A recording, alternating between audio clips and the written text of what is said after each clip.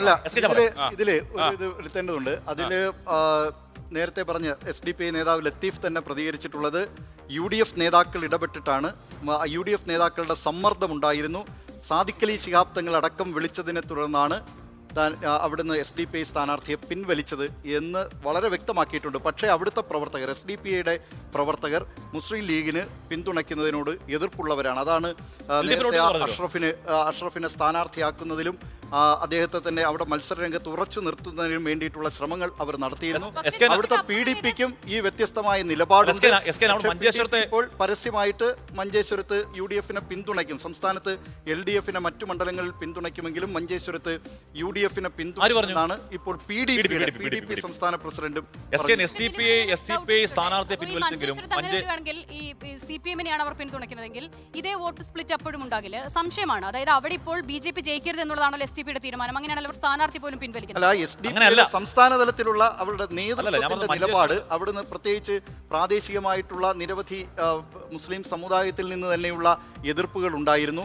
സംസ്ഥാന തലത്തിൽ തന്നെ വലിയ മുസ്ലിം സമുദായത്തിനകത്ത് SDP ആർക്കു വേണ്ടിയാണോ നിലയുറപ്പിക്കുന്നത് അതിന്റെ കടക്കൽ കത്തിവെക്കുന്ന നിലപാടാണ് ഈ മഞ്ചേശ്വരത്ത് BJP സ്ഥാനാർത്ഥിയുടെ വിജയത്തിന് വഴിയൊരുക്കാൻ SDP അവിടെ മത്സരരംഗത്ത് ഉറച്ചു നിന്നാൽ ഉണ്ടാവുക എന്നുള്ള എതിർപ്പുകളൊക്കെ വന്നതിനെ തുടർന്നാണ്, ആ കടുത്ത സമ്മർദ്ദത്തെ തുടർന്നാണ് അവിടെ സ്ഥാനാർത്ഥിയെ മാറ്റാൻ നിർബന്ധിതമായത്.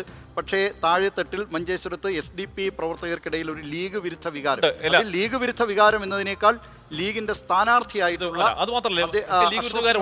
ഒരു എതിർപ്പുണ്ട്, ലീഗ് വിരുദ്ധ വികാരമുണ്ട്. കാരണം എന്താ പറയുക, ഇപ്പൊ ഈ കഴിഞ്ഞ തദ്ദേശ തെരഞ്ഞെടുപ്പിൽ SDP ലീഗ് തമ്മിൽ വലിയ പോരാട്ടമുണ്ട്. ഞാൻ ഇന്നലെ പറഞ്ഞതുപോലെ SDP-യുടെ ലക്ഷ്യം പ്രത്യയശാസ്ത്രത്തിൽ BJP ആണെങ്കിലും അവരുടെ രാഷ്ട്രീയ ശത്രു ലീഗാണ്. ലീഗ് തകർന്നാൽ മാത്രമേ അവർക്ക് രാഷ്ട്രീയ വളർച്ചയുള്ളൂ. മഞ്ചേശ്വരത്ത് K. സുരേന്ദ്രൻ ജയിച്ചാലും അത് അങ്ങനെ ഒരു സംഭവം ഉണ്ടായാൽ പോലും അവിടെ ഞങ്ങൾ വോട്ട് ചെയ്യുന്ന LDF-നാണ് എന്ന് പറയുന്ന അവിടുത്തെ നേതാക്കളാണ്. ഒറ്റക്കാലം പറഞ്ഞോട്ടെ, തുളസീധരൻ പള്ളിക്കൽ എന്ന് പറയുന്ന അവരുടെ സംസ്ഥാന ഉപാധ്യക്ഷനാണ്. സംസ്ഥാന ഉപാധ്യക്ഷൻ ആദ്യമേ വാർത്താ സമ്മേളനം നടത്തി ഇവിടെ LDF ഈ പറയുന്ന എന്താണ് SDP ഡിയിൽ ഉണ്ടെന്ന വാക്ക് ഉപയോഗിച്ചത്. സാധാരണ ഇതിലൊരു സംഘടനയെ പറ്റി അങ്ങനെ ഇല്ലാത്ത കാര്യമാണ് എന്ത് ചെയ്യും, നമ്മൾ അയാളെ എടുത്ത് പുറത്താക്കും, ഏത് സംഘടനയെ പുറത്താക്കും. ഇപ്പോഴും ഈ സമയവും തുളസീധരൻ പള്ളിക്കൽ SDP-യുടെ സംസ്ഥാന ഉപാധ്യക്ഷനാണ്. എന്താണ് അർത്ഥമാക്കുന്നത്? അദ്ദേഹം പറയുന്നതോട് സംഘടന യോജിക്കുന്നല്ലേ?